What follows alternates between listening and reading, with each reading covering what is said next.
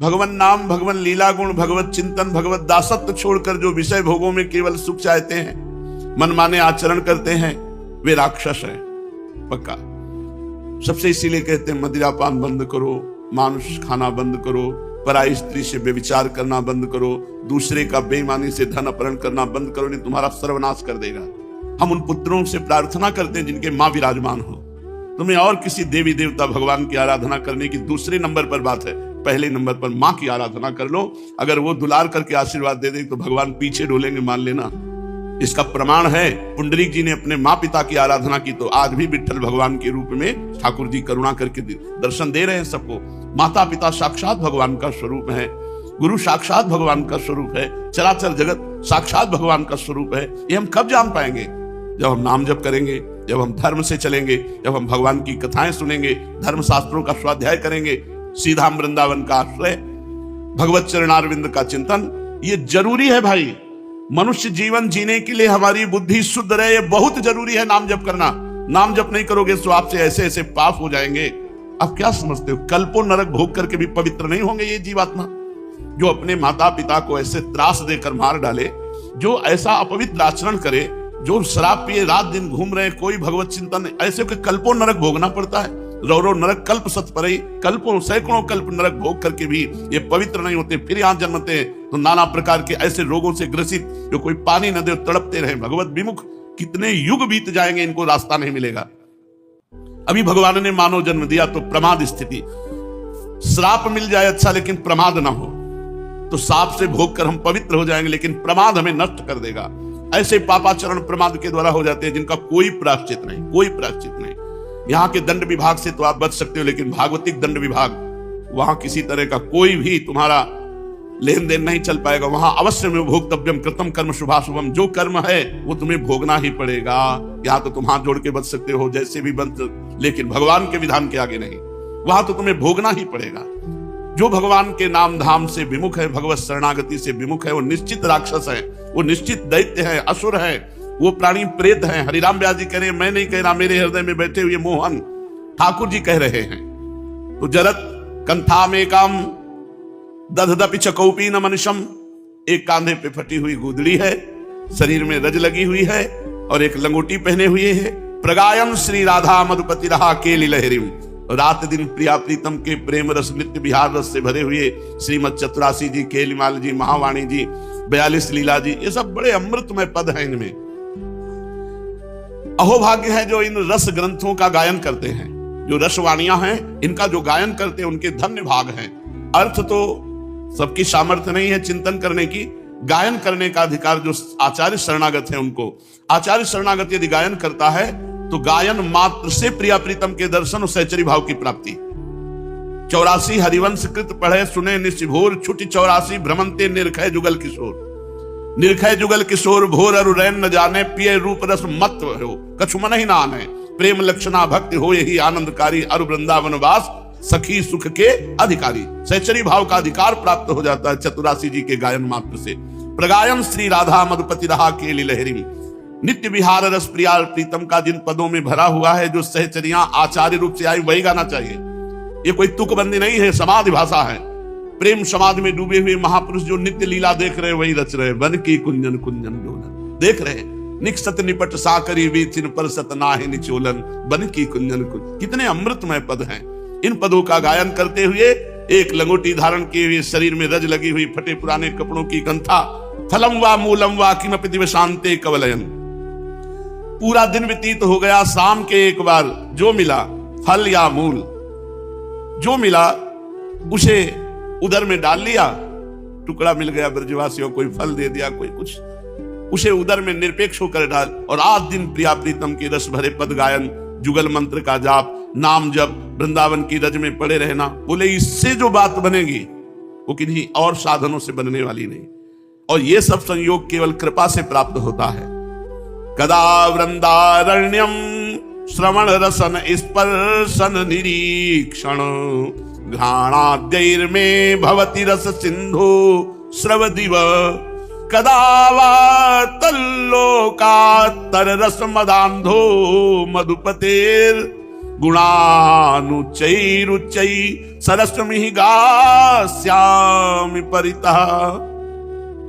कब ऐसा मुझे सौभाग्य मिलेगा किसी वृंदावन में बैठ करके मैं सत्संग सुनूं, श्रवण, श्री वृंदावन की महिमा, श्री वृंदावन के प्रिया प्रीतम की लीला रसन ये वाणी से गायन करूं। और कब ऐसा होगा इस प्रसन्न वृंदावन की भूमि में लौटूंगा, कब ऐसा होगा बिहारी जी राधा रमण राधा वल्लभ लाल के दर्शन करूंगा। कदा वृंदारण्यम श्रवण रसन स्पर्शन और निरीक्षण दर्शन घ्राणाद्यैर्मे, और प्रिया प्रीतम के चरणों में चढ़ी हुई तुलसी और गले में श्रृंगारित माला, उसको कब मैं प्रसादी पुष्प सूंघूंगा, कब तुलसी की गंध लूंगा। ये मेरे लिए सबसे बड़ा रस समुद्र वर्षण होगा कि केवल वृंदावन में मैं भगवत चर्चा सुनूं, केवल वृंदावन वास करूं, केवल वृंदावन प्रिया प्रीतम की महिमा गाऊं, उन्हीं का दर्शन, उन्हीं का स्पर्श, उन्हीं के प्रसादी पुष्पों का घ्राणेन्द्रिय के द्वारा सुगंध लेना। मैं समझता हूं कि मैं लोकोत्तर सौभाग्य को प्राप्त हो गया हूं। ये अगर करते रहे तो रस में मदांध हो जाओगे, रस में डूब जाओगे। श्री राधापति के गुणों का उच्च स्वर से सर्वत्र गान करता हुआ जो वृंदावन वास करता है वो निश्चित प्रिया प्रीतम की नित्य सेवा में पहुंच जाता है। ये धाम की महिमा सुनी। अब श्री सीताराम दास ओंकार नाथ जी महाराज जी से नाम की महिमा श्रवण कीजिए। पूज्य बाबा कहते हैं, प्रमादादपि संस्पृष्टो यथानल कणो दहेत तथौष्टपुट संस्पृष्ट हरिनाम हरेद अघम। जैसे भूल से या प्रमाद से भी अग्नि छू जाए तो जिसको छुएगी उसको जला देगी, ऐसे ही ओष्टपुट से यहां राधा राधा रसना से उच्चरित होते हुए ओष्टपुट से नाम छू जाए तो उसके सारे पापों को दग्ध कर देता है। तथा ओष्टपुट संस्पृष्ट हरिनाम हरेद अघम। अघम माने पाप। पूर्व जन्मों में किए गए बहुत से सुकृत और दुष्कृत दोनों को मिलाकर के मनुष्य देह का निर्माण होता है। इन्हीं कर्मों का क्षय होने के समय सुख और दुख, रोग और शोक, शांति और अशांति, हर्ष और विषाद ये मनुष्य जीवन में मिलते रहते हैं। जब पुण्य का समय आता है तो सुख, जब पाप भोग का समय आता है तो दुख, जब पुण्य भोग का समय आता है तब हर्ष, और जब पाप का आता है तब शोक रोग। जब पुण्य का तो शांति, जब पाप का तो अशांति। ये सब भोगना ही पड़ता है। जो इनकी परवाह ना करके गुरु की शरण में जाकर गुरुदेव से जो नाम लेता है और सदैव उसी नाम को रटता रहता है, यही परम पुरुषार्थ है। मैं ये कह रहा हूं कि जो उसी नाम को रटता रहता है उसके दुख, रोग, शोक, अशांति, विषाद ये सब नष्ट हो जाते हैं।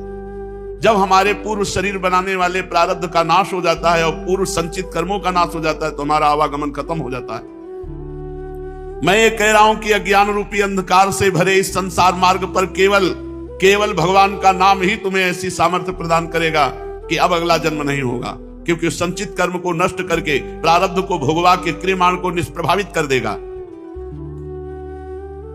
जो नाम लेते हैं उनके अंतर में भगवान प्रविष्ट होकर उनके हृदय के सारे पाप मलों को नष्ट कर देते हैं। श्रद्धा से, अवहेलना से, अश्रद्धा से, जैसे भी हो तुम नाम जप करो, बेचैन मत हो। नाम जप कर रहे हो, तुम्हारे साथ श्री भगवान हैं। तुम्हारी जिह्वा से केवल नाम निष्दिन नाम रसायन पान करो। सदा सर्वदा नाम लेने से प्रत्यक्ष परब्रह्म परमात्मा का दर्शन हो जाता है। ऐसे खुली आंख सर्वार्थ सिद्धि हो जाती है। जो चाहोगे वो प्राप्त हो जाएगा। 100% मेरी बात पर विश्वास कर लो। नाम जपने से जो चाहोगे वो हो जाएगा। शास्त्र प्रमाणों की भीड़ लगी हुई है। आशंका करने की गुंजाइश नहीं है। सभी संदेह मिट जाएंगे जब तुम खुद नाम जप करोगे। सिद्धांत समझो, क्षुद्र जीव के लिए परब्रह्म परमात्मा को प्राप्त करना बड़ा कठिन है। इतनी विचित्र माया की दरिया है, पार नहीं कर सकते। नाम लेत भव सिंधु सुखाही, करो विचार सुजन मन माही। दरिया नहीं रह जाएगी, सूख जाएगी नाम लेते ही। नाम की अनन्य गति लो, नाम जप का मार्ग अपनाओ, कभी पथ भ्रष्ट नहीं हो सकते। हे प्राणानाम, तुम प्रतिक्षण नाम में निमग्न हो। न जाने कौन सा तुम्हारा सत्कर्म बन गया है कि तुम्हें नाम महिमा सुनने को मिल रही है। परम दयालु, परम कृपालु भगवान से एक दान मांगो कि मेरा सब कुछ मिटा दो, बस एक बात रहने दो, आपकी नाम स्मृति बनी रहे, सब भूल जाऊं, केवल एक नाम याद रखूं। हे कृपा सिंधु, इस कृपा की वर्षा कर दो कि मुझे और कुछ याद ना आवे, हर समय आपका नाम स्मरण रहे। हे रे ब्रजनाथ, हे दीनानाथ, हे प्राणनाथ, मुझे अपना लो, मैं भयभीत हूं इस संसार के दुखों से। प्रहलाद जी को क्या नहीं किया हिरण्यकश्यप ने, बाल भी बांका नहीं हुआ क्योंकि नाम चल रहा था। कल एकांतिक में कह रहे थे कि आपके बताए हुए राधा नाम का चमत्कार हमने देखा, मेरी गाड़ी पूरी ट्रक के नीचे चली गई, चकनाचूर हो गई, केवल पत्नी के यहाँ चोट लगी, बकाया हम दोनों बिल्कुल सेफ बच गए, पर हम चिल्ला रहे थे राधा राधा राधा। अच्छा लगा कि स्वामिनी जी के नाम की महिमा से जीव के शरीर की रक्षा हो जाए, तो बड़ी अद्भुत बात है। कह रहे कोई गाड़ी का अंग नहीं बचा, चकनाचूर हो गई, केवल पत्नी की ठोड़ी पे चोट आई, बकाया हम दोनों बिल्कुल सुरक्षित, पर हम चिल्ला रहे थे राधा राधा, चिल्ला रहे थे, प्रियाजू का नाम चिल्ला रहे थे। नाम में बड़ी अपार सामर्थ्य है। बड़े बड़े हाथियों से प्रहलाद जी को कुचलाया जाता है, आग में धधकती आग के बीच में बैठा दिया जाता है, पहाड़ उठा करके उनके ऊपर रख दिया जाता है, समुद्र के गहरे जल में डुबा दिया जाता है, पत्थर बांध करके जहर पिला दिया जाता है, कुछ फर्क नहीं पड़ता। प्रहलाद जी का एक बाल भी झड़ा नहीं, हर समय क्योंकि हरिनाम चल रहा है। भर्जनम भवबीजानाम अर्जनम सुख संपदाम तर्जनम यमदूतानाम राम रामेति गर्जनम। यदि तुम भगवान के नाम का उच्चारण करके गर्जना कर रहे हो तो भर्जनम भवबीजानाम, आवागमन के बीच को भस्म कर देगा नाम, और तर्जनम सुख संपदाम, सारी सुख संपदा तुम्हें आके घेर लेगी, सारी सुख संपदा, अर्जनम सुख संपदाम, सारी सुख संपदा घेर लेगी। यमदूत कांपेंगे, विघ्न कांपेंगे, संकट कांपेंगे। राम रामेति गर्जनम, जो राम राम ऐसी गर्जना करता है तो भवबीज दग्ध हो जाता है, सारी सुख संपदा एकत्रित होने लगती है, यमदूत कांपते हैं, दुख कांपते हैं। एक बार जीवन में ये भी दांव खेल के देख लो कि ये जीवन हमने नाम को दिया, अब तो नाम जपेंगे राधा राधा राधा राधा, फिर आप देख लीजिए। भयभीत मत होना। देखो, जीव जब तक मेरा नहीं होता, बिल्कुल सच्ची बात है, तब तक उसे संकट विपत्ति और दुख घेरे रहते हैं, और जब मेरा हो जाता है, पूछो मत, मैं तुम्हारा हूं ये तो मैं कह रहा हूं, लेकिन तुम कहो कि हे भगवान मैं आपका हूं। भगवान तो कह रहे ममैवांशो, तू मेरा है। यहां हम झूठे से भी नहीं कह पाते कि हे भगवान आपके सिवा मेरा कोई नहीं है। बड़ी कृपा है भगवान की, जिनके सब संबंधों का नाश करके हृदय की ऐसी दशा कर दी कि वो रोकर कहता है हे भगवान आपके सिवा मेरा कोई नहीं। मेरे शरणापन्न हो जाओ, मेरी भावना में रहो, कोई तुम्हें मिटा सके ऐसा पैदा नहीं हुआ। भगवान में बड़ी सामर्थ्य है, कर तुम अकर तुम अन्यथा कर तुम सर्व समर्थ। केवल एक बार प्रपन्न हो जाओ कि मैं तुम्हारा हूं, मैं तुम्हें अभय दान देता हूं। अरे भाई, तुम्हें किसी भी तरह का भय नहीं रह जाएगा। तुम्हारा मार्ग जिसमें तुम चलोगे आगे आगे परिष्कार मैं करूंगा, तुम्हारे मार्ग की सफाई मैं करूंगा, कोई विघ्न बाधा नहीं आ सकती। तुम चलो, केवल नाम लेते चलो, केवल मुझे देखते चलो, मैं तुम्हारे आगे और पीछे दोनों तरफ चल रहा हूं। पीछे तुम्हारी सुरक्षा करते हुए, आगे आगे तुम्हारा मार्ग साफ करते हुए, कोई भी विघ्न बाधा तुम्हारे मार्ग में नहीं रहेगी। चले आओ, केवल गर्जना करते हुए, मेरे नाम की मेरे धाम का दरवाजा खुला हुआ है। जिन कर्मों ने तुम्हें जन्म दिया है और जिन कर्मों से तुम्हारा जन्म मरण होता है, उन कर्मों को भूंज दूंगा, भस्म कर दूंगा। तुम्हारे ना चाहने पर भी तुम्हारे पैरों में गिड़गिड़ा करके विश्व की सारी संपदा गिरेगी आके। पक्की बात, पक्की बात। गोस्वामी जी के चरणों में जब अकबर बादशाह ने ताज उतार के रखा तो गोस्वामी जी के अश्रु आ गए। तो निज जनों ने पूछा, प्रभु इस समय अश्रु का कारण? बादशाह ने ताज उतार कर रखा इसलिए? बोले नहीं, तुलसी जब राम का संपूर्णतया नहीं था तो घर घर टुकड़े मांगने के लिए जाता भी तो भी वहां से तिरस्कार ही मिलता कि अभागी है, जन्म लेते ही मां को मार दिया, फिर जो दासी सेवा की वो भी चली गई। आज मैं रघुनाथ जी का, केवल रघुनाथ जी का हूं, तो बादशाह ताज उतार कर चरणों पे रखता। कह रहे हैं तुम्हारे जन्म मरण के बीज को भस्म कर दूंगा, और तुम्हारे ना चाहने पर भी समस्त संपदा त्रिभुवन की तुम्हारे चरणों में गिड़गिड़ा कर गिरेगी आके। तुम्हारे जन्म मरण के बीज को भून दूंगा, और तुम्हारे ना चाहने पर भी तुम जो नाम जप कर रहे हो इसके बल से तुम्हारे पैरों में गिड़गिड़ा कर त्रिभुवन की संपदा गिरेगी आके। तुम्हें कोई क्लेश दे सके, कोई पीड़ा दे सके, ऐसा नहीं, कोई नहीं दे सकता। केवल नाम लो, श्रद्धा से नाम लो, अश्रद्धा से नाम लो, भाव से नाम लो, अभाव से नाम लो, भक्ति से नाम लो, अभक्ति से नाम लो, तुम्हें जैसे बने वैसे नाम लो। खड़े खड़े नाम लो, बैठकर नाम लो, लेटे हुए नाम लो, चलते हुए, खाते पीते, दुख में सुख में, हर्ष में विषाद में, अभाव में भाव में, संपन्नता में रोग में निरोग में, शोक में विशोक में, जैसे भी तुम हो, तुम केवल नाम लो, देख लेना तुम्हारा परम मंगल हो जाएगा। चलते हैं श्रीमद् भागवत महापुराण। भगवान अपनी दिव्य विभूतियों का वर्णन कर रहे हैं। भगवान उद्धव जी को बता रहे हैं कि मैं किन किन विभूतियों के रूप में विराजमान हूं। श्री भगवान कहते हैं, पुरोधशाम वशिष्ठोहम ब्रह्मिष्ठानाम बृहस्पति स्कंदोहम सर्वसेनान्या मग्रण्याम भगवान जहा यज्ञानाम ब्रह्म यज्ञोहम व्रतानाम अविहिंसनम वायवग्निर्काम वागात्मा शुचीनामप्यहम शुचि। हे उद्धव, मैं पुरोहितों में वशिष्ठ जी हूं। भगवान जो अपनी विभूतियों का वर्णन कर रहे हैं, ये कह रहे मैं साक्षात इन रूपों में विराजमान हूं। पीछे जैसे वर्णन किया, समस्त देवताओं में इंद्र मैं हूं, 8 वसुओं में अग्नि मैं हूं, 12 आदित्यों में विष्णु मैं हूं, 11 रुद्रों में नील लोहित नाम का रुद्र मैं हूं, ब्रह्मर्षियों में भृगु मैं हूं, राजर्षियों में मनु मैं हूं, देवऋषियों में नारद मैं हूं, गौओं में कामधेनु मैं हूं, सिद्धेश्वरों में कपिल मैं हूं, पक्षियों में गरुण जी मैं हूं, प्रजापतियों में दक्ष प्रजापति मैं हूं, पितरों में अर्यमा हूं।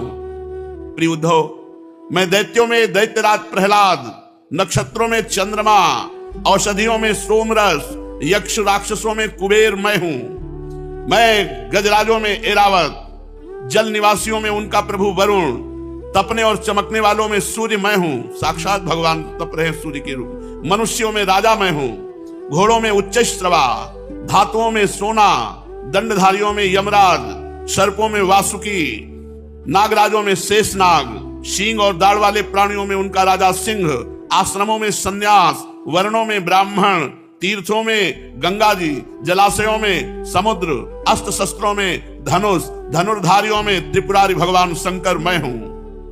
मैं निवास स्थानों में सुमेरु, दुर्गम स्थानों में हिमालय, वनस्पतियों में वृक्षों में मैं पीपल हूं, धान्यों में मैं जौ हूं, पुरोहितों में वशिष्ठ हूं, वेद वेत्ताओं में बृहस्पति हूं, समस्त सेनापतियों में स्वामी कार्तिकेय हूं, सन्मार्ग प्रवर्तकों में भगवान ब्रह्मा मैं हूं, पंचमहायज्ञों में ब्रह्म यज्ञ अर्थात स्वाध्याय यज्ञ मैं हूं, व्रतों में अहिंसा व्रत हूं, शुद्ध करने वाले पदार्थों में नित्य शुद्ध वायु, अग्नि, सूर्य, जल, वाणी एवं आत्मा मैं हूं।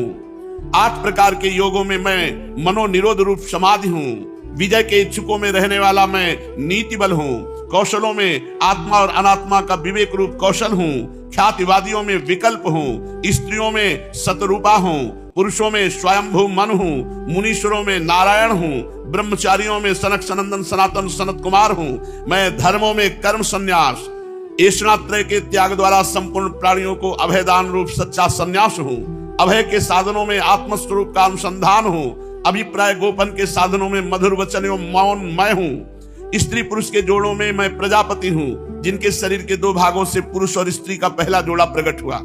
सदा सावधान रहकर जागने वालों में संवत्सर काल मैं हूं, ऋतुओं में बसंत ऋतु, महीनों में मार्गशीर्ष, नक्षत्रों में अभिजित नक्षत्र मैं हूं, युगों में सतयुग, विवेकियों में महर्षि देवल और असित, व्यासों में श्री कृष्ण द्वैपायन व्यास, कवियों में मनस्वी शुक्राचार्य मैं हूं। सृष्टि की उत्पत्ति, प्रलय, प्राणियों के जन्म और मृत्यु तथा विद्या और अविद्या के जानने वाले भगवानों में विशिष्ट महापुरुषों में मैं श्री कृष्ण वासुदेव हूं। सृष्टि की उत्पत्ति, प्रलय, प्राणियों के जन्म और मृत्यु, विद्या और अविद्या के जानने वालों में भगवानों में विशिष्ट महापुरुषों में मैं वासुदेव हूं, मैं श्री कृष्ण हूं। मेरे प्रेमी भक्तों में उद्धव, किम पुरुषों में हनुमान, विद्याधरों में सुदर्शन, रत्नों में पद्मराग, सुंदर वस्तुओं में कमल की कली, तृणों में कुश, हविष्यों में गाय का घी हूं, व्यापारियों में रहने वाली लक्ष्मी हूं, छल कपट करने वालों में द्विविध क्रीड़ा, तितिक्षुओं की तितिक्षा, सात्विक पुरुषों में रहने वाला सतोगुण हूं, बलवानों में मैं बल उत्साह हूं, पराक्रम हूं, भगवत भक्तों में भक्ति युक्त निष्काम कर्म हूं, वैष्णवों के पूज्य वासुदेव, संकर्षण, प्रद्युम्न, अनिरुद्ध, नारायण, हयग्रीव, वराह, नृसिंह और ब्रह्मा, इन 9 मूर्तियों में मैं पहली एवं श्रेष्ठ मूर्ति वासुदेव श्री कृष्ण हूं।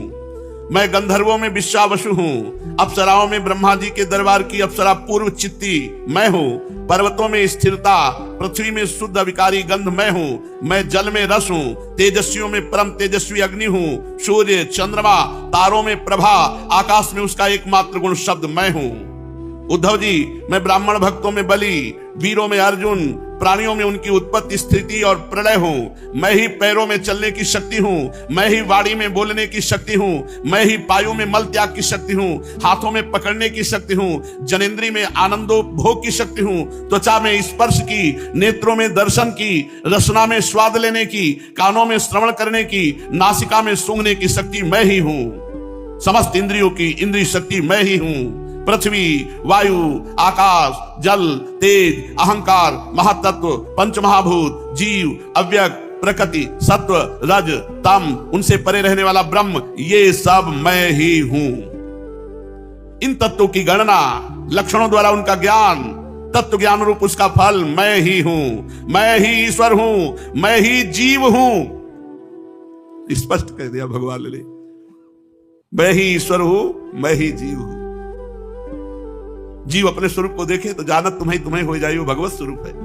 मैं ही गुण हूं, मैं ही गुणी हूं, मैं ही सबका आत्मा हूं, मैं ही सब कुछ हूं। मेरे अतिरिक्त और कोई भी पदार्थ कहीं भी नहीं है।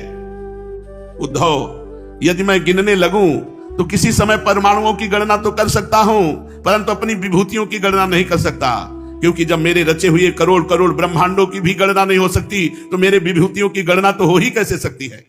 ऐसा समझो कि जिसमें भी तेज है, श्री है, कीर्ति है, ऐश्वर्य है, लज्जा है, त्याग है, सौंदर्य है, सौभाग्य है, पराक्रम है, तितिक्षा है, विज्ञान है, ये गुण है तो वहां मैं विराजमान हूं। वो मेरा ही स्वरूप है।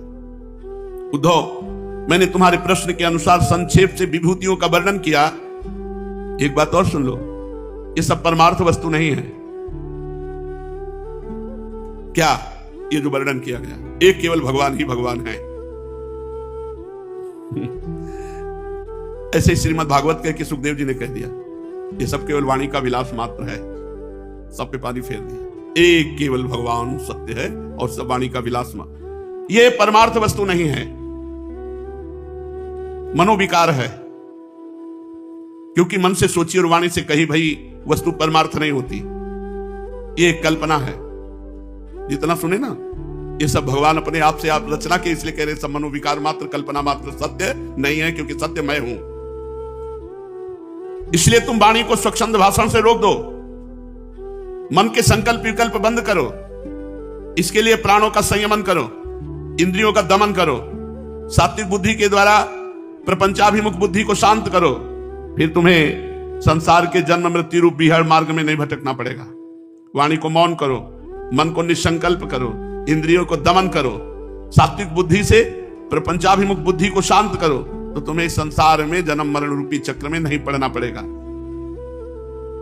देखो, अपने कोई चिंता नहीं करनी है कि हमें जन्म मरण हो कि ना हो, ये सब छोड़ो, ये भी प्रपंच है। जैसे भगवान यहां बोले ना, ऐसे हम आपको कहते हैं, हमारा एक ही कर्तव्य है, भजन करना। बस हमें भजन पर दृष्टि रखनी है। लाभ मिला कि नहीं मिला, कल्याण होगा कि नहीं होगा, जन्म होगा कि नहीं होगा, ये भगवान जाने। अपने को केवल एक बात जानना है कि भजन चल रहा है कि नहीं चल रहा। बस हर समय हमें भजन को संभालते रहना है, भजन को बढ़ाते रहना है, भजन को बचाते रहना है, भजन को पचाते रहना है। भजन ही हमारा जीवन है। जो साधक बुद्धि के द्वारा वाणी और मन को पूर्णतया वश में नहीं कर लेता, उसके व्रत तप और दान उसी प्रकार क्षीण होते हैं जैसे कच्चे घड़े में भरा हुआ जल। इसलिए मेरे प्रेमी भक्त को चाहिए कि मेरे परायण होकर भक्ति युक्त बुद्धि से वाणी मन और प्राणों का संयम करे। ऐसा कर लेने पर फिर उसे कुछ करना शेष नहीं रहेगा, वो कृतकृत्य हो जाएगा। उद्धव जी ने कहा, कमल नयन श्री कृष्ण, आपने पहले वर्णाश्रम धर्म का पालन करने वालों के लिए और सामान्यतः मनुष्य मात्र के लिए उस धर्म का उपदेश किया था जिससे आपकी भक्ति प्राप्त होती है। अब आप कृपा करके बतलाइए कि मनुष्य किस प्रकार से अपने धर्म का अनुष्ठान करे जिससे आपके चरणों में उसे भक्ति प्राप्त हो जाए। प्रभु महाबाहु माधव, पहले आपने हंस रूप से अवतार ग्रहण करके ब्रह्मा जी को अपने परम धर्म का उपदेश किया था। हे रिपुदमन, बहुत समय बीत जाने के कारण वह इस समय मर्त्यलोक में प्रायः नहीं सा रह गया है। क्योंकि आपको उसका उपदेश किए बहुत दिन हो गए हैं। हे अच्युत श्री कृष्ण, पृथ्वी में तथा ब्रह्मा की उस सभा में भी जहां संपूर्ण वेद मूर्तिमान होकर विराजमान रहते हैं, आपके अतिरिक्त ऐसा कोई भी नहीं है जो आपके इस धर्म का प्रवचन करे, प्रवर्तन करे और संरक्षण कर सके। इस धर्म के प्रवर्तक, इस धर्म के रक्षक, इस धर्म के उपदेशक केवल आप ही हैं। आपने पहले जैसे मधु दैत्य को मारकर वेदों की रक्षा की थी, वैसे ही अपने धर्म की भी रक्षा कीजिए। हे स्वयं प्रकाश परमात्मन, जब आप पृथ्वी तल से अपनी लीला स्मरण कर लेंगे तब तो इस धर्म का लोप ही हो जाएगा, फिर उसे कौन बतावेगा। आप समस्त धर्मों के मर्मज्ञ हैं, इसलिए प्रभु आप धर्म का वर्णन कीजिए जो आपकी भक्ति प्राप्त कराने वाला है, और यह भी बतलाइए किसके लिए उसका कैसा विधान है। श्री सुखदेव जी कहते, परीक्षित, जब इस प्रकार भक्त शिरोमणि उद्धव जी ने प्रश्न किया तब भगवान श्री कृष्ण ने अत्यंत प्रसन्न होकर प्राणियों के कल्याण के लिए उन्हें सनातन धर्म का उपदेश किया। सनातन धर्म विस्तृत आकाश की तरह है। भगवान श्री कृष्ण ने कहा, प्रिय उद्धव, तुम्हारा प्रश्न धर्ममय है, क्योंकि इससे वर्णाश्रम धर्मी मनुष्यों को परम कल्याण स्वरूप मोक्ष की प्राप्ति होती है। अतः मैं तुम्हें उन धर्मों का उपदेश करता हूं, सावधान होकर सुनो।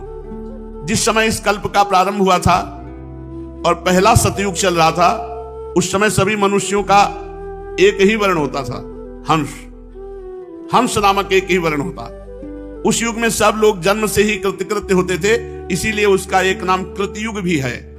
उस समय केवल प्रणव ही वेद था, ओम, और तपस्या, शौच, दया एवं सत्य, 4 चरणों से धर्म था। तपस्या, शौच, दया, सत्य, चारों चरणों से युक्त उस समय के निष्पाप एवं परम तपस्वी भक्तजन मुझ हंस स्वरूप शुद्ध परमात्मा की उपासना करते थे।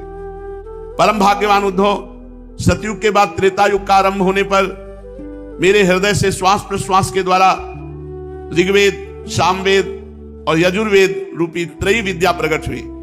त्रयी विद्या से होता, अध्वर्यु और उद्गाता के कर्म रूप 3 भेद वाले यज्ञों के रूप में मैं प्रकट हुआ। विराट पुरुष के मुख से ब्राह्मण, भुजा से क्षत्रिय, विप्र क्षत्रिय विट शूद्रा, मुख बाहु रूपादजा, वैराजात पुरुषात जाता या आत्माचार लक्षणा।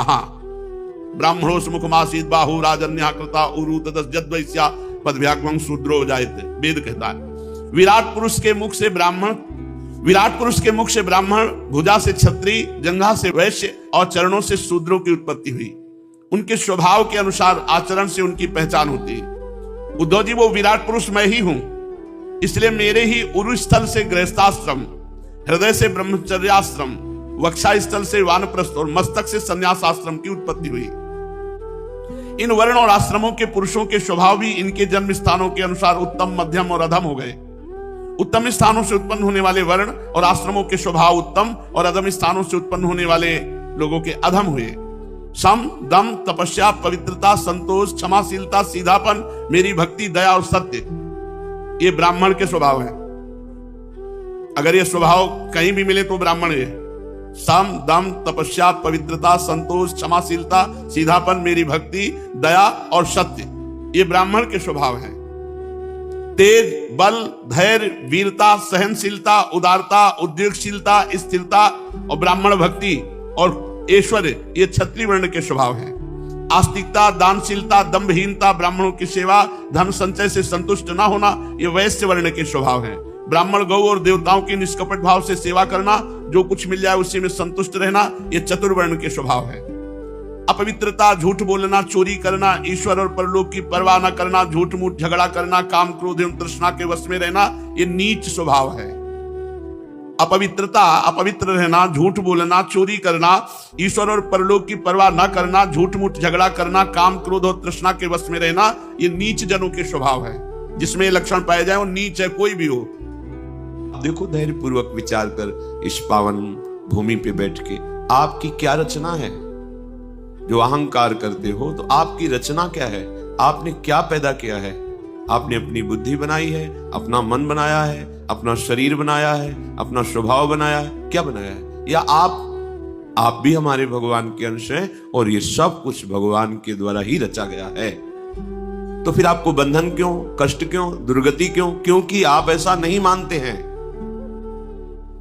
आप अपनी मान करके भोक्ता बन बैठे, अहंकार कर बैठे, उसी का दंड मिलता है, दुर्गति। सत्संग के द्वारा पवित्र हुई बुद्धि में प्रकट हुआ विवेक आपको बचा लेगा। हमारे हृदय के विचार में ये बात बैठ जाए, हम प्रभु के हैं। संपूर्णतया जो कुछ मैं माना हुआ है वो प्रभु को समर्पित कर दें। उसमें हमारा कोई दान पुण्य का भाव नहीं होना चाहिए। तुम्हें समर्पित कर रहे प्रीतम वस्तु त्वदीय, त्वदीयम वस्तु गोविंदम तुभ्यमेव समर्पय। आपकी दी हुई वस्तु आपको समर्पित है। तन मन प्राण सब आपके हैं नाथ, आपको न्यौछावर है। जैसे आप किए ना ऐसे ही प्रभु कर देंगे। ये यथा माम प्रपद्यन्ते, तुम जैसे, मैं और मेरा सब कुछ आपके चरणों में समर्पित, तो फिर प्रभु की तरफ से ही बात आ जाएगी, मैं और मेरा सब तेरे को समर्पित। बहुत सुंदर रस और सिद्धांत से भरी हुई बात हिताचार्य चरण महाप्रभु हरिवंश चंद्र जी कह रहे हैं। जोई जोई प्यारो करे सोई मोहि भावे। तो देखो उधर से देखो, भावे मोहि जोई सोई सोई करे प्यारे। प्रिया जो कह रही है हित सजनी जो से, बड़ा जोर का सिद्धांत है उपासना में भी। हमारा अस्तित्व ही हमें परेशान किए हुए है और अज्ञान की प्रेरणा देखो। हम अपने अस्तित्व को बढ़ाना चाहते हैं, सजाना चाहते हैं, मिटाना नहीं चाहते।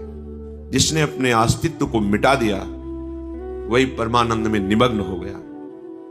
अज्ञान की कैसी चाल है, जो भी कुछ करते हैं हम उसका अस्तित्व बना लेते हैं। मैंने ये किया, मैं ऐसा कर रहा हूं, आगे ऐसा करूंगा। अस्तित्व। अध्यात्म ठीक इसके उल्टा है, अपने अस्तित्व को मिटा देना। हम पर, हमारे पर पूरा अधिकार प्रभु का हो गया है। एकमात्र अधिकारी हमारे तन के, हमारे अंतःकरण के, इंद्रियों के, स्वभाव के और मेरे केवल प्रिया प्रीतम केवल प्रभु हैं। देखो अंदर से देखो, बातें बनाना अलग है, ऐसा है। देखो आप, अरे और किसी का अधिकार, विषयों का अधिकार है अभी हमारे ऊपर। विषयों का थोड़ा सा विषय हमें घसीट लेता है। हम अपने पर पूरा अधिकार दे दें। देखो संत सदगुरुदेव ये भगवान के प्रतिबिंब स्वरूप, उनके पार्षद हैं, अर्थात भगवत स्वरूप ही है। आप जितना अधिकार दे देंगे उतने ही वो संभालते चले जाएंगे। आप जितना अस्तित्व रखेंगे उतनी दूरी बनी रहेगी परमार्थ से। इसीलिए शरणागति का स्वरूप भी वर्णन किया गया है कि शरीर, वचन, मन, स्वयं, ये शरणागति। तनु वांग मनोभिर अमलई सुवम तविवाश्रिता। अपना अस्तित्व जितना रखेंगे उतने शरणागति में कलंक है और आपका सुधार नहीं हो पाएगा। क्योंकि जहां देखा गया कि आप अस्तित्ववान हैं, हाथ खींच लिया जाता है, और जहां देखा जाता है अस्तित्वहीन है, दोनों हाथ में उठा लिया जाता है, उसे चलना नहीं पड़ता। कितना अस्तित्वहीन होना है। अजात पक्षायु मातरम खगा, इतना अस्तित्व होना है। हमारा अस्तित्व ही नहीं रह गया। महापुरुषों के वचन बड़े गूढ़ होते हैं। नारायण अति कठिन है, हरि मिलन की बाट, या में पग पीछे धरे प्रथम शीश दे काट। शीश काटने का मतलब अस्तित्व मिटाना है, आत्महत्या करना नहीं है। सारी हमारी अहमता और ममता का केंद्र केवल प्रियालाल है। देखो ना, रोज प्रवचन होता है, रोज प्रवचन सुनते हैं, है क्या? एक दिनचर्या की तरह सुन लेते हैं, मनन करके उसे अपने जीवन में उतारते हैं क्या? अगर उतारते हैं तो फिर प्रश्न नहीं रह जाएंगे। सच्ची मानिए, सत्संग सुनने वाले के हृदय में अगर नित्य सत्संग सुन रहा है तो अगर प्रश्न उदय भी हुआ तो चुप रहिए, आपको उत्तर मिल जाएगा अपने आप। सत्संग में मिल जाएगा या अंदर ही मिल जाएगा। आप सत्संगी हैं, असत्संगी नहीं है कि आपको पूछना पड़ेगा, अंदर ही आपको मिल जाएगा। पर आप अध्यात्म में चल ही नहीं रहे तो प्रश्न पे प्रश्न बनते रहते हैं। अध्यात्म जब प्रकाशित ही नहीं हुआ तो चल कहां से रहे? और प्रकाशित उसी का होता है जिसने अपना अस्तित्व मिटा दिया है। तो अस्तित्व बनाए हुए हैं तभी तो करता है, प्रश्न करता है। एक विलक्षण स्थिति जागृत होती है किससे? जिसने अपने आप को प्रभु के चरणों में समर्पित कर दिया। ये अगर साधना शब्द जोड़ो तो ये सबसे बड़ी साधना है, अपने आप को प्रभु के हवाले कर देना। यही शरणागति शुद्ध शुद्ध। अब हम इस बात को कैसे लेते हैं संसारिक वृत्ति वाले कि अब हम तो प्रभु के हैं, पापाचरण करें, मनमानी जैसा आचरण करें, ओ प्रभु संभाल लेंगे। ये शरणागति नहीं है, ये अज्ञान है, ये तुम्हारी मूढ़ता है, इसे शरणागति।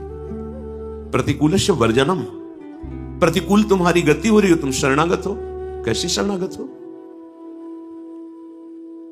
प्रभु की विस्मृति ने हमारे हृदय को खाली करके माया के लिए स्थान दे रखा है, तभी ये काम क्रोध लोभ मोह मद मत्सर आ रहे हैं। ध्यान दीजिए, काम क्रोध लोभ मोह मद मत्सर माया हमारे हृदय में क्यों आ रही है?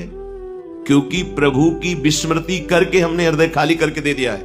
आओ, और अगर नाम पहारू दिवस निसी और ध्यान तुम्हार कपाट, फिर माया प्रवेश कैसे करेगी?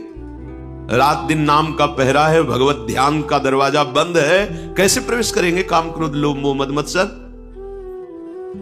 आज्ञा पालन करना नहीं, भजन में चित्त जोड़ना नहीं, तो फिर जुड़ेगा कहां चित्त? दो ही जगह है, प्रभु या माया। माया में चित्त जुड़ेगा तो अशांति, क्लेश, दुख, वासना, कामना, तृष्णा, भारी प्रपंच लिए डोल रही माया। नित्य प्राप्त भगवान को प्राप्त करने में कोई कठिनता नहीं है। सच्ची सच्ची बात। कठिनता है भगवान की विस्मृति से ये जो विकार हृदय में है, इनको मिटाना। मिटाना इसलिए कठिन लग रहा है कि आगे वाला शब्द देखिए, भगवान की विस्मृति। विस्मृति, और यदि प्रभु की स्मृति चल रही है, हनुमान जी महाभागवत है, तेरे कहा हनुमंत विपति प्रभु सोई, जब तब सुमिरन भजन न होई। ये विस्मृति में ही सारा विकार है। जहां अखंड स्मृति है, परमानंद की बाढ़ आती है, उफान आती है, आनंद की उफान आती है। न कुछ देखने का मन, न बोलने का मन। कैसी आनंदमय स्थिति होती है। अभी आप कल्पना भी नहीं कर सकते कि भगवत आनंद होता क्या है, कैसा स्वाद होता है। जब तक हृदय विकारों से युक्त है, माना भजन करते हैं, लेकिन बीच बीच में अंतराय दिए हुए हैं, उसमें माया की स्मृति है, माया का चिंतन है, भोगों का चिंतन है, राग द्वेष का चिंतन है। और ये भगवदानंद एक रस है, नित्य चिदानंद है। जब एक रस भजन होगा तब इस आनंद का अनुभव होता है। 2 4 10 नाम चलते हैं, फिर मन माया में भाग जाता है। हम बेपरवाह होकर के उसी के साथ विचरते रहते हैं। वो शाखा पर शाखा ऐसे डोलता रहता है, हम उसका साथ देते रहते हैं। ये उपासक का लक्षण नहीं है। आंतरिक वृत्ति को संभालिए। विस्मरण होते ही आपके हृदय में ऐसा दुख होना चाहिए जैसे बहुत वर्षों की कमाई हुई संपत्ति कोई अपहरण कर ले, या कोई परवाह नहीं। साधक वेश, साधक मार्ग, और जब वार्ता करो तो लगता है क्या है, खोखला जीवन। कब तक जिएंगे? कब तक जिएंगे? मरना पड़ेगा। ये काम करो, तुम्हें मार देंगे अगर तुम खाली हृदय रहोगे। तुम्हें समझ में नहीं आ रहा। बच्चा गिरता है तो उस गिरे हुए बच्चे को उठाने के लिए वो समर्थ पिता वैसे ही स्थिति में पहुंचता है जिसमें बच्चा गिरा हुआ है, वैसे ही झुक के उसको उठाता है। उसको झुकना अपने जैसा ना मान ले। जब कोई किसी अपने बच्चे को दुलार करना चाहता है तो बच्चा तोतली बानी में बोलता है तो वो भी तोतली बानी में, बच्चा घुटने के बल चलता है तो वो भी घुटने। बच्चा ये ना समझ ले कि इसको बोलना नहीं आता या इसको चलना नहीं आता है, हमारे जैसा है। ऐसा नहीं है। तो उसकी कृपा और दुलार को नहीं समझ पा रहे हो। तुम्हारे जैसा वर्ताव करके तुम्हें अपने जैसा बनाने के लिए जो घसीट रहा है, उसमें वचनों पर, उनके निर्दिष्ट साधना पर आपको आसक्त होना चाहिए। प्राण चले जाए, पर ऐसा कैसे हो सकता है? नहीं, पर यह बात जब तक नहीं तब तक आप अपना अस्तित्व बनाए हुए हैं। इसी अस्तित्व में ध्यान से सुनिए, सारे दोष, सारी दुर्बलताएं हमारे अंदर घर बनाकर आराम से बैठ गई है। बैठ गई, अभी आपको दिखाई नहीं दे रहा, अवसर आने पर ये आपको परास्त कर देंगी। बैठी हुई है, दिखाई देता है। तभी कहते हैं कि जब तक तुम्हें सानिध्य मिल रहा है तब तक तुम ऐसे बलवान बन जाओ कि तुम्हें किसी बाह्य सहारे की आवश्यकता नहीं होनी चाहिए। जो हमारा सतमार्ग है वो स्वयं अनुभूतियों के अनुसार चलने वाला है, किसी दूसरे मित्र के अनुसार नहीं। ध्यान रखना, चल चला चल राह में अनुभूतियों का ले सहारा, कौन तेरा साथ देगा व्यर्थ में किसको निहारा। किसकी तरफ तू देख रहा है? अरे जिसकी तरफ देख रहा है वही बाधा है तेरे चिंतन में, क्योंकि तू देख रहा है ना, तुझे वो नहीं देखना है। तुझे अंतर्दृष्टि से परमात्मा तत्व का निरीक्षण करना है। अनुभूतियों का सहारा लेके चला जाता है। अब अनुभूतियां तो भोगों की हैं, तो चलोगे किस मार्ग में? भोग मार्ग में। और राही किस मार्ग के हैं? परमार्थ के। तो विपरीत हो गया, ना भोग मिलेगा ना परमार्थ मिलेगा। कैसे? भोगों में जाओगे तो जलोगे, और परमार्थ में चलना आया नहीं तो जलोगे। तो ऐसे न वैसे वैसे रहे मजरे ढो, पाछलियो जो करी निर्भाषित। इसी पर्दे की आड़ में सारी दुर्बलता है। मैं तो ऐसा नहीं कर पाऊंगा। ठीक है, तुम नहीं कर पाओ, हमारे हाथ में हाथ मिलाओ, आओ हम तुम्हें कदम चलाना सिखाते हैं। देखो तुम्हारे पैर दुर्बल नहीं है, तुम बहुत बलवान का आश्रय लियो, आगे बढ़ो। नहीं, हमसे नहीं हो सकता। अब क्या होगा? जब बलवान कह रहा है कि आओ, अहम तो हम सर्वपापेभ्यो मोक्षयिष्यामि, बोले मुझे विश्वास नहीं हो रहा, इसलिए नहीं। तुम्हारे हृदय की मलिनता, अहमता, ममता अभी समर्पित नहीं हुई, इसलिए ऐसा है।